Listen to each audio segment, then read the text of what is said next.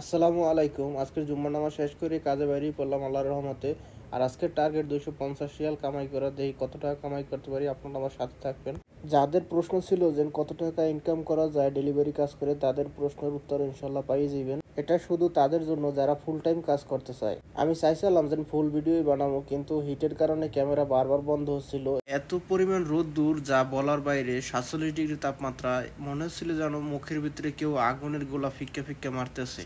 আর এই রোদ্দুরের ভিতরে সবচাইতে জরুরি হচ্ছে পানি পান করা এবং পানি সাথে রাখা। কারণ পানি সাথে রাখাটা সবচাইতে জরুরি, কারণ প্রতি অর্ডারের পরে আপনার পানির পিপাসা লাগবে। এবং আমি পুরো গাড়ির ভিতরে 4 বোতলের বেশি পানি নিয়ে নিয়েছিলাম। আর এইটা ছিল 3 নম্বর অর্ডার দেওয়ার পরে মোবাইল ও ক্যামেরা দুটোটাই বন্ধ হইতেছিল বারবার। এই কারণে একটু সাওয়াই বই বওয়ার পরে এরপরে এই অর্ডারে প্রায় 1 ঘন্টার বেশি সময় লাগে। যতটুকু সময় ঘুরে পিক আপ করতে হয় অতটুকু সময় ঘুরে ড্রপ আপ করতে হয়। কিন্তু কথায় আছে না, যার টাকা আছে তার সবকিছু আছে। তো যাওয়ার সাথে সাথে মহিলা 100 টাকার নোট দিয়ে বলে এটা তোমার জন্য টিপস। কমপ্লেন করার কোনো সুযোগই নেই। টিপস পাওয়ার পরে মনের ভিতরে খুশিতে একদম গরজামাই গরজামাই, যা বলার বাইরে। যাই হোক, এরপরে মনের খুশিতে কাজ করা শুরু করলাম। একটু ড্রিঙ্কও করে নিলাম, কারণ শরীরটা একদম দুর্বল হয়ে গেছে।